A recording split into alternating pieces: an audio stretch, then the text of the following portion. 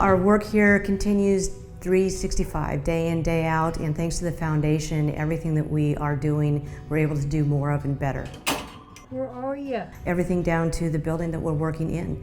It is brighter, our animals have better places to live while they're here with us, so their lives are enriched just by the space that they're in. You are so awesome. We're definitely working hard with the behavior modification program.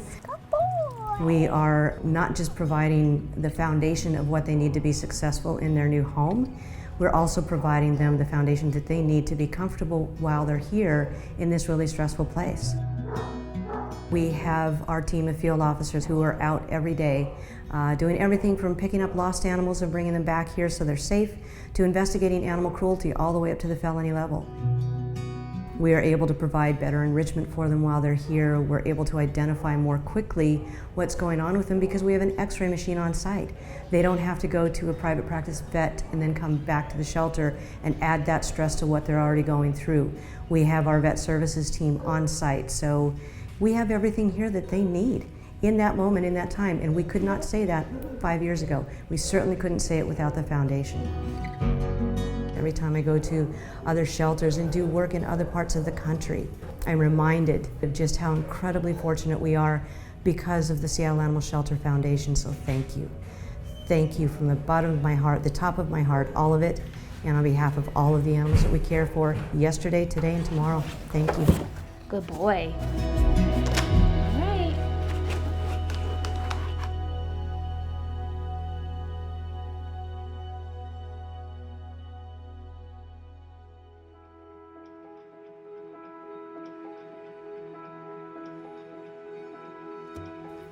I just really like cats. I'm fascinated when I look into their eyes.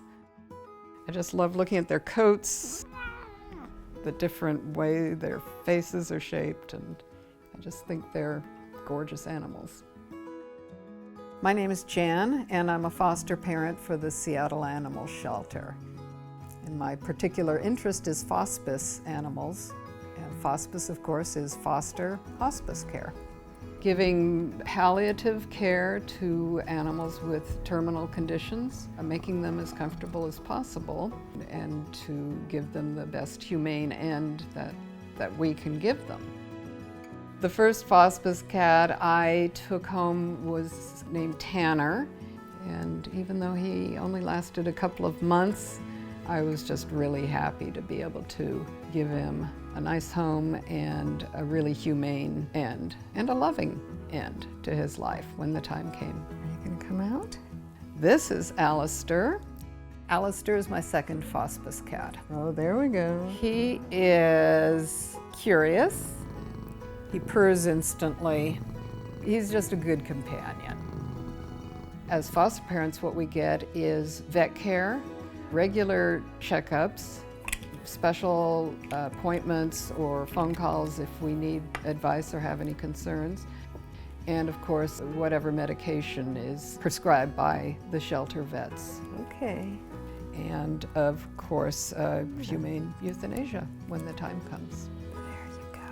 I think you have to just accept that the end of life is part of life. Right now he likes something called Mideast Feast. Giving an animal the absolute best care and a really nice home and a lot of love at the end of their lives is something we all should wish for.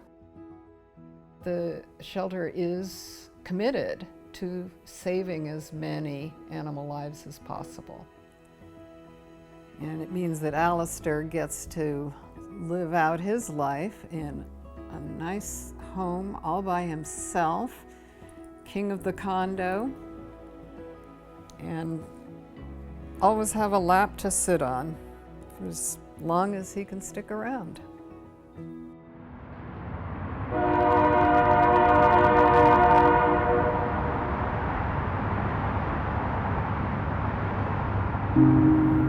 Duck was found under the West Seattle Bridge as a stray by a Good Samaritan. And And they just collected her up and put her in the car and brought her to the shelter. When she came through the door, it was obvious she was in need of dire, immediate medical care. She was skin and bones, completely starved, and she had a horrible, raging skin infection just from the tip of her nose to the tip of her tail. Barely looked like a dog. It was very clear she was extremely uncomfortable. It was uncomfortable for her to walk or to even like sit or stand. So she kind of was just hunched and in a great deal of pain. We think that if she had spent, a day or two more outside, she probably would not have survived. She was in that poor condition. Top 5 worst cases I've ever seen. My first goal when she came in was just to gain her trust. I did that by just creating a calm, safe place in my office for her to just get used to me being around. Did that for a few hours and then started medical treatment on her. She had the spirit to heal, so we were going to give it everything we could. Good job. We took her home to foster on May 5th. When we first brought her home, she was pretty quiet. She was on a lot of medications because she was still in a lot of pain, but very sweet. Good sit. You can see in the photos her skin start to improve and sort of get less red and angry. Her fur starts growing in. She started gaining weight almost immediately. I think when it came to, okay, well, it's almost time to put her up for adoption, I thought, no, this is my dog. I can't let her go anywhere else. So we just made the decision at that point to just go ahead and adopt her. Yes, good job. She's the sweetest dog. She is incredibly smart, eager to please, spin, wants to learn all the tricks. Very good. Up, up. Good. We're learning how to jump up on rocks and logs and things like that. Good job. Sit.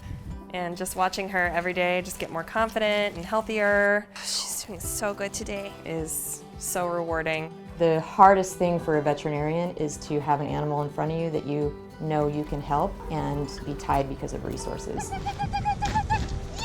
Because of our relationship with the foundation, I don't have that concern here. I can do what I need to do to help them heal. It's fun every time we go to the shelter. If we enter through the spay neuter clinic, she immediately runs to Dr. Montavani's office just to see if she's there. Oh, is that my girl? Oh, hi. And it was really nice to see just sort of that level of care just from the very beginning. Okay. I missed you too. For a lot of organizations, a dog walking in the door in her condition would never have walked back out. We're able to help pretty much every animal that comes through the door. It's life-changing for the animals and the people that end up getting them.